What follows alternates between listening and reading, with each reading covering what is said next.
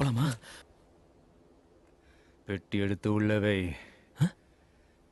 பெட்டி எடுத்து உள்ளவை. இனிமே நான் தான் ஜீவானந்தம். கேஸ் முடிகிற வரைக்கும் அவர் உள்ளே இருக்கட்டும்.